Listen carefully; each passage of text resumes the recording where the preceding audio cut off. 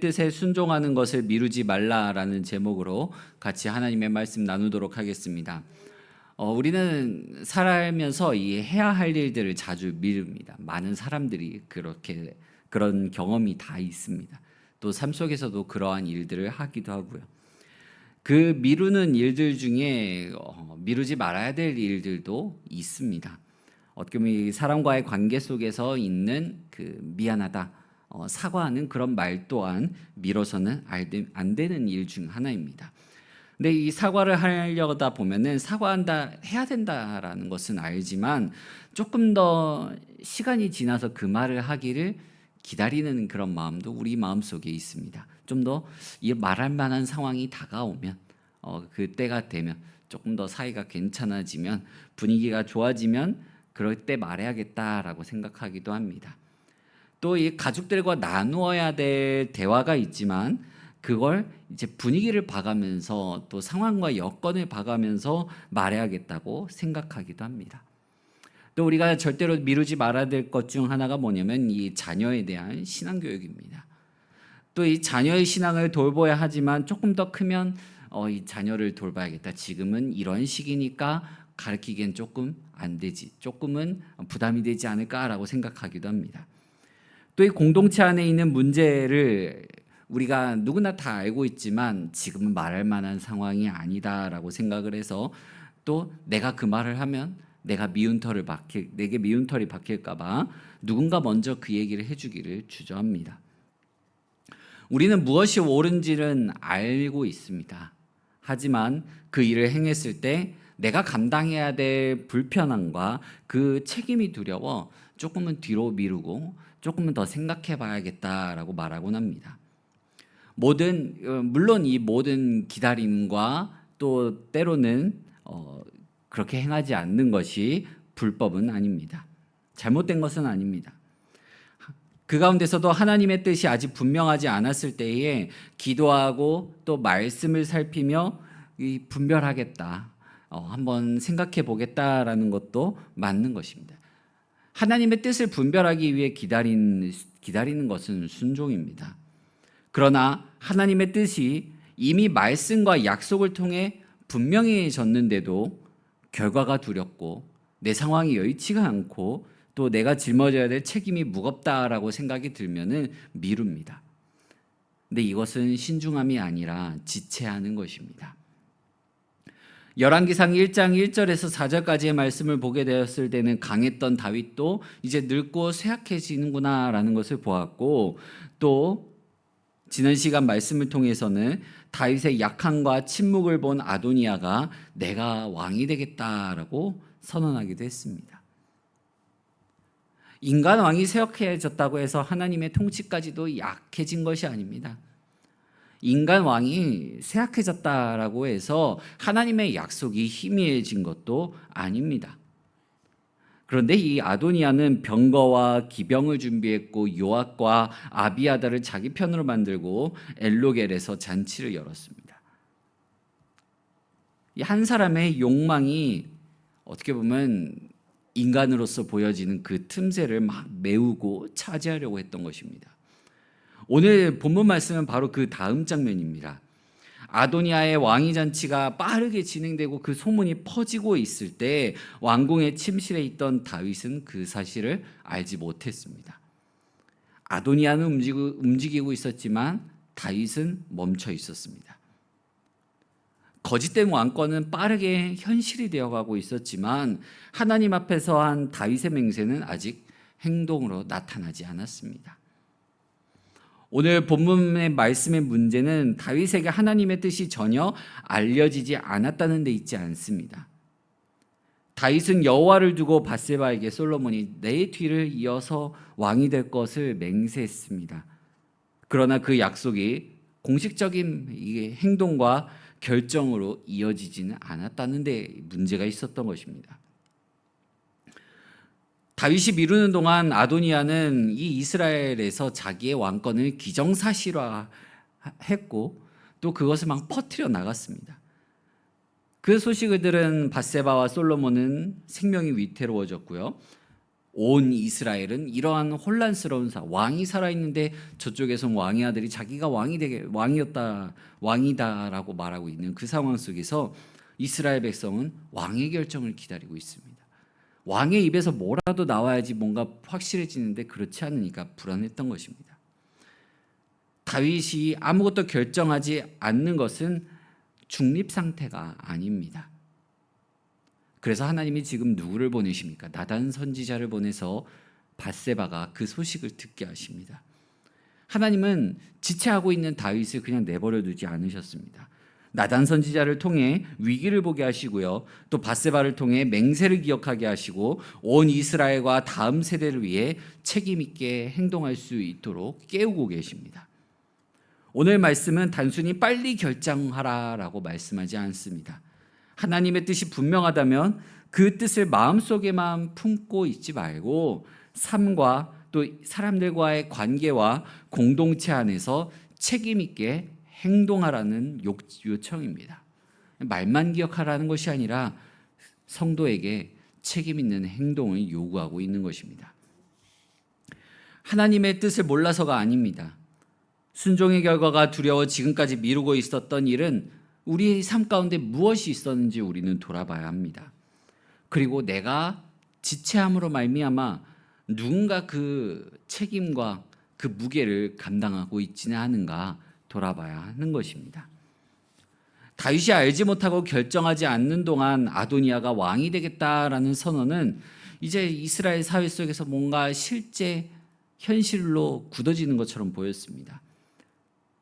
하나님의 말씀을 기억하지 못하고 또 지키지 않는 그 모습이 또 그래서 순종하지 못하는 그 모습이 현실을 멈춰 세우지 못합니다.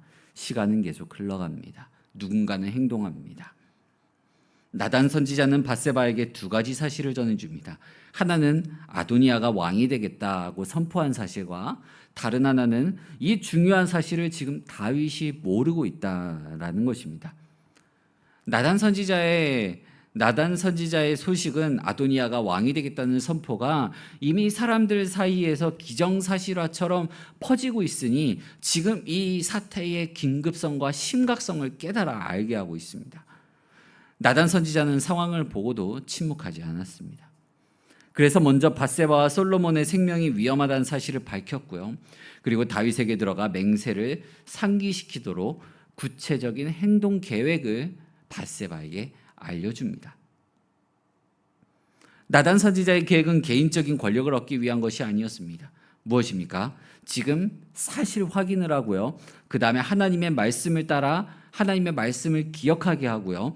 그 다음에 생명을 보호하고 정당한 왕권 질서를 회복할 수 있도록 다윗이 행동하도록 만들고 있습니다. 우리 신앙생활에서 마찬가지입니다. 순종을 미룬다고 현실이 그대로 기다려주는 게 아닙니다. 하나님의 말씀을 내가 알고 기억하고 있다고 그게 그대로 있는 것이 아닙니다. 행동으로 옮겨야 하는 것입니다.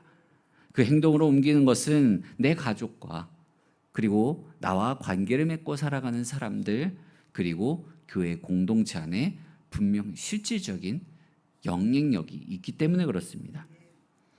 만약에 우리가 이것을 수행하지 않았을 때 그 공백을 어떻게 다른 분들이 거룩한 사명감을 가지고 잘 메꿔줄 수도 있지만요. 그 공백을 다른 사람이 욕망과 잘못된 질서로 점유할 수도 있습니다. 그러나 하나님은 인간의 지체 속에서도 이 언약의 역사를 신실하게 이뤄가시는 분이십니다.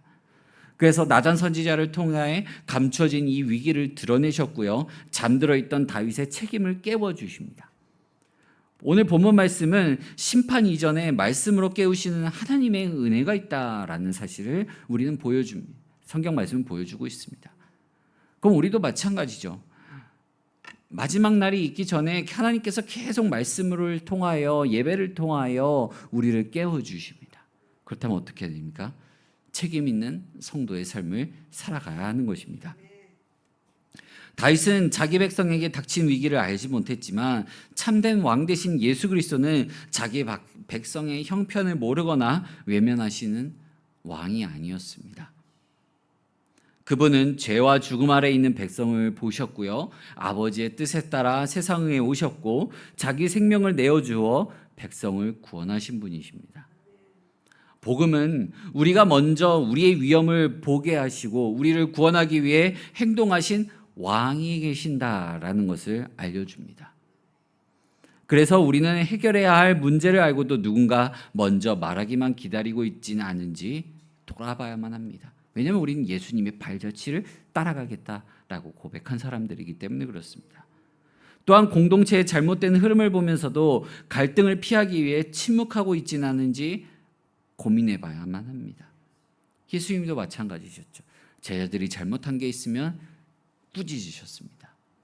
그리고 백성들 가운데 잘못된 모습이 있으면 성전이라고 할지라도 가서 상을 다 뒤엎으시면서 질서를 바로 세우시는 그 모습을 보여주셨습니다.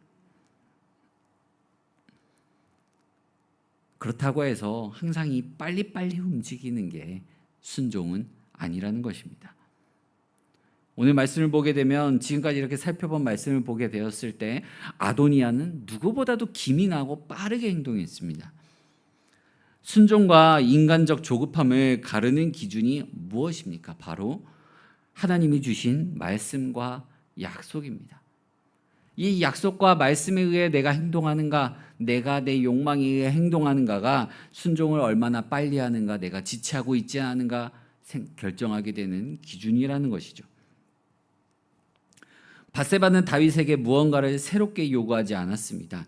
단지 여호와 앞에서 이미 한 맹세와 현실을 기억하라는 것입니다. 바라보라는 것입니다. 하나님의 약속과 이 현실이 괴리감이 있지는 바로 보라는 것입니다. 다윗에게 나아가는 밧세바의 모습을 보면 이 왕의 아내로서의 친밀함보다 신하로서 존경을 앞세우며 나아갑니다. 그래서 우리가 누군가를 존경하고 누군가가 존경해야 될 만한 위치에 있다라고 해서 그게 우리가 침묵해야 될 이유가 되지는 않는 것입니다. 우리 17절에서 18절 말씀을 같이 한번 읽어보겠습니다. 그가 왕께 대답하여 내 주여 왕이 전에 왕의 하나님 여호와를 가리켜 여종에게 맹세하시기를 내 아들 솔로몬이 반드시 나를 이어 왕이 되어 내 왕위를 앉으리라 하셨거늘 이제 아도니아가 왕이 되었어도 내 주 왕은 알지 못하시나이다. 아멘. 밧세바의 말은 다윗이 한 맹세와 현실의 간극을 드러내고요. 또 다윗이 깨닫게 합니다. 근데 이 밧세바의 얘기를 보게 되면 다윗에게 지금 필요한 게 감정적인 호소도 아니고 감동도 아니었습니다. 현실을 바로 보는 것과 하나님의 말씀을 기억하는 것이었습니다. 여호와 앞에서 이미 한 맹세를 기억하고 행동으로 옮기라는 것입니다. 한마디로 성경적인 순종, 성도로서의 순종은 새로운 계시나 뭔가 특별한 감동이나 뭔가 눈물을 흘리고 막 그런 뭐가 우리가 흔히 얘기하는 그런 은혜스러운 그런 일을 기다리는 것이 아닙니다. 하나님이 아직 이미 말씀하신 것을 기억하고 그 말씀에 따라 현재의 삶을 바로 세우는 일입니다. 또한 즉시 순종은 분별 없는 충동과는 다릅니다. 오늘 말씀을 보게 되면 순종에는 세 가지 기준이 있습니다. 첫 번째는 뭐냐면 여호와 앞에서 한 분명히 약속이 있다는 것입니다. 하나님의 약속이 있다라는 것입니다. 두 번째는 무엇이냐면 아도니아의 행동이 확인된 사실이라는 것입니다. 그러니까 우리의 현실을 바로 보는 그런 팩트 체크가 있어야 됩니다. 세 번째는 뭐냐면 왕 앞에 나아가는 정당한 질서가 있다라는 것입니다. 우리도 하나님 앞에 나아가는 그런 정당한 시간, 또 내가 개인적으로 하나님 앞에 정하여 기도하고 또한 말씀 묵상하는 시간이 있어야 한다는 것입니다. 말씀에 근거하고 사실을 확인하고 정당한 방식으로 행동하는 것이 성경에서 알려주고 있는 신속한 순종의 기준입니다. 다윗은 누군가가 약속을 다시 상기시켜야만 했지만 예수님은 하나님의 뜻을 잊지 않으셨습니다. 그는 자신을 보내신 이의 뜻을 분명히 알고 계셨고요. 그 뜻을 행하기에 지체하지 않으셨습니다. 죽기까지 순종하셨습니다. 성도의 순종은 자신의 결단력을 증명하는 행동이 아닙니다. 그리스도의 완전한 순종으로 용서받은 우리가 성령으로 말미암아 깨닫게 하시는 하나님의 말씀 안에서 순종하는 것입니다. 사랑하는 성도 여러분, 하나님께서 말씀을 통해 주신 약속을 분명히 알고 있음에도 내가 왜 그 행동을 왜 옮기고 있지 않은지 그 이유를 돌아봐야만 합니다. 우리는 그 이유 중에 뭔가 은혜 받지 못해서, 기쁘지가 않아서 라고 말하곤 합니다. 우리의 믿음 생활 가운데 조금 더 기도의 본디라는 말로 우리에게 주어진, 성도로서 주어진 그 책임을 미루고 있지는 않은지 되돌아봐야 합니다. 말씀을 기억하는 것만으로는 순종이 완성되지 않습니다. 다윗의 맹세는 마음속에 의도로 남아 있어서만은 안 됐던 것입니다. 온 이스라엘이 그의 공적인 결정을 기다리고 있었기 때문에 그렇습니다. 다윗이 후계자를 공식적으로 밝히지 않으면 그 대가가 지금 누구에게 돌아갑니까? 다윗에게 돌아가지 않습니다. 왜냐하면 다윗은 죽으면 조상들의 품으로 돌아간다라고 20절에서 말씀하고 있기 때문에 그렇습니다. 우리 20절 말씀을 같이 한번 읽어보겠습니다. 내 주 왕이여, 온 이스라엘이 왕에게 다 주목하고 누가 내 주 왕을 이어 그 왕에 앉을지를 공포하시기를 기다리나이다. 아멘. 그 책임이 다윗에게 돌아가는 게 아니에요. 다윗은 죽어서 무덤에 들어갑니다. 그럼 그 책임을 누가 집니까? 밧세바와 솔로몬과 온 이스라엘이 감당하게 될 일이라는 것입니다. 이 관계적인 순서로 돌아보면 무엇이 됩니까? 밧세바와 솔로몬이라는 나와 너무나도 가까운 그 관계가 그 책임을 감당하게 된다는 것입니다. 그리고 솔로몬, 다윗의 입장에선 다음 세대입니다. 내가 성도로서 바르게 살아가지 못하는 그 책임을 내가 감당하는 것보다 다음 세대가 더 크게 감당하게 될 것이라는 것입니다. 그리고 내가 외면했던 그 성도로서의 책임이 그 영향력이 어디까지 퍼져나갑니까? 공동체로 퍼져나간다라는 것입니다. 다윗이 결정을 미뤘던 그 모습이 온 이스라엘이 나중에 감당해야 될 책임이었던 것입니다. 밧세바는 온 이스라엘이 누가 왕위를 계승할 것인지 다윗의 발표를 온 백성들이 기다리고 있다고, 다윗이 아무 조치 없이 죽으면 자기와 자기 아들 솔로몬만 범죄자 취급될 것이라고 얘기를 합니다. 다윗이 마음속으로 솔로몬을 후계자로 생각하는 것만으로 이스라엘의 혼란의 문제는 해결되지 않습니다. 공동체 전체에 영향을 주는 결정은 공동체가 알 수 있도록 공식적으로 선포되고 정당한 절차에 의해 시행되어야 합니다. 그래서 교회 안에도 많은 그런 모임들을 만들어 놓지 않았습니까? 당회가 있고 공동의회가 있고 재직회가 있습니다. 교회 안에 이유 없이 만들어진 것들이 없다라는 것입니다. 다 성경의 근거에서 만들어진 일들입니다. 21절에 죄인이 되리이다라는 말은 밧세바와 솔로몬이 뭔가 도덕적으로 죄인이 된다라는 뜻이 아닙니다. 현재 상황이 그렇다라는 것입니다. 아도니아가 실제로 이제 왕이 되게 되면 뭐가 되는 것입니까? 밧세바와 솔로몬이 하는 주장이 반역이 되는 것이에요. 그러니까 법적으로 반역자 취급, 범죄자 취급을 받을 수밖에 없는 지금은 현실이 다가오고 있다라는 것입니다. 다윗이 그냥 지금 상태로 죽게 된다면 그가 남긴 그 불분명함의 결과는 결국 밧세바와 솔로몬과 온 이스라엘이 감당해야 될 문제였던 것입니다. 책임 있는 사람의 그 지체는 공동체와 다음 세대가 그 위험을 감당하게 됩니다. 하나님의 뜻에 대한 순종은 개인의 그 내면의 결심으로 끝나지 않는다는 것이에요. 가정과 교회 그리고 공동체의 질서를 살리는 책임 있는 행동으로 나타나야 하는 것입니다. 언약의 은혜는 인간의 책임을 제거하지 않습니다. 우리의 책임을 제거하지 않습니다. 그래서 하나님은 다윗에게 밧세바에게 나단 선지자를 보내고 밧세바를 통하여 밧세바가 다윗에게 나아가 하나님의 말씀을 깨닫게 하십니다. 그리고 그가 책임 있는 행동으로 나아갈 수 있도록 말씀으로 깨우고 계십니다. 다윗의 지체함은 다른 사람에게 위험 부담을 전가시키고 있습니다. 그러나 예수님은 자신이 감당해야 할 책임을 다른 사람에게 떠넘기지 않았습니다. 원래는 우리가 져야 될 책임입니다. 원래는 우리가 져야 될 죽음이었습니다. 우리가 져야 될 형벌이었습니다. 하지만 예수님은 하나님의 뜻에 따라 그것을 온전히 자기가 다 짊어지고 나아갔습니다. 묵묵히 침묵하며 나아가셨습니다. 그렇게 하셔가지고 우리를 범죄자로 취급되게 만드신 것이 아니라 의인으로 취급받게 하셨습니다. 성도는 이 은혜를 얻기 위해 순종하는 것이 아닙니다. 이미 받은 은혜 때문에 우리가 순종하는 것입니다. 지체 없이 순종해야 되는 것입니다.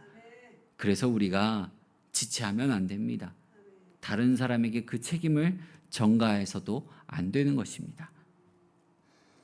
다윗이 알지 못하고 결정하지 않는 동안에도 아도니아는 자신의 욕망을 따라 왕권을 기정사실로 만들어가고 있었습니다.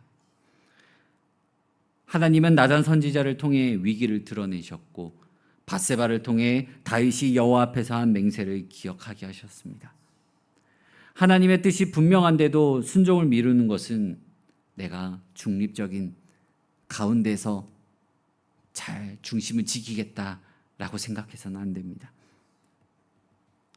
지체된 순종의 빈자리는 누군가가 욕망으로 채워갈 수도 있습니다.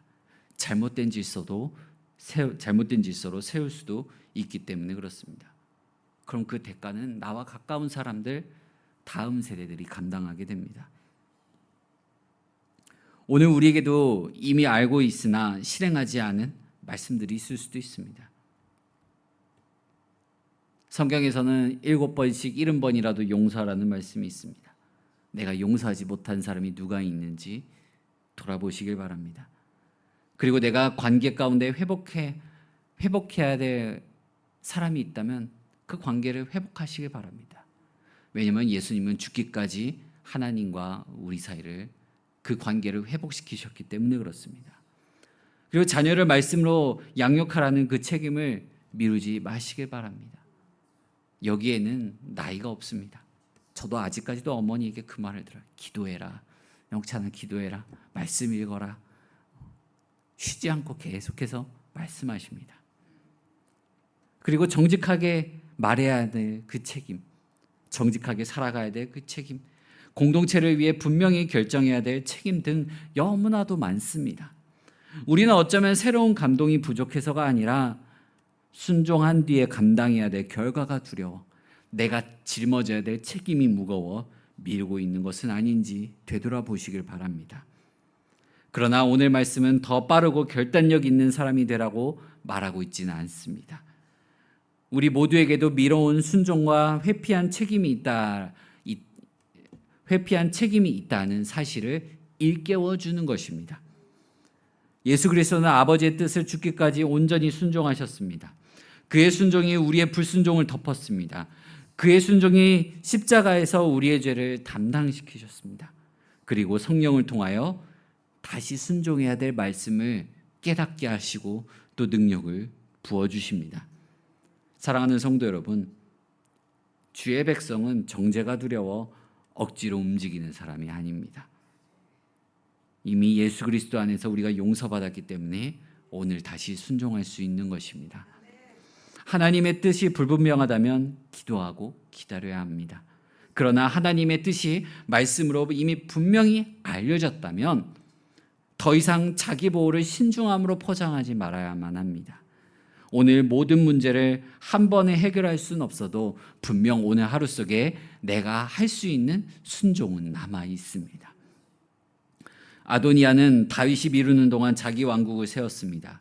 그러나 하나님은 말씀을 통해 다윗의 책임을 깨우시고 언약의 역사를 이어가셨습니다. 그리고 그 말씀을 죽기까지 순종하신 예수 그리스도로 말미암아 이 땅 가운데 하나님의 나라를 임하게 하셨습니다. 하나님의 뜻이 분명하다면 내일의 감동, 내일의 은혜를 기다리지 말고 오늘 믿음으로 믿음의 순종으로 응답하는 우리 모든 성도님들 되시기를 간절히 소망합니다. 우리 시간 함께 같이 기도하겠습니다. 이 시간 기도할 때 주님, 내가 미뤄온 순종이 있지는 않은지 깨닫게 하여 주시옵소서. 주님, 분별력과 용기를 구하는 기도로서 나아갈 수 있게 하여 주시옵소서. 주님, 가정과 다음 세대를 위한 기도를 내가 할 수 있게 하여 주시옵소서. 주님, 그리스도를 의지하여 나아갈 수 있는 순종이 내 삶 가운데 있게 해달라고 우리 이 시간 함께 같이 기도하며 나아가도록 하겠습니다.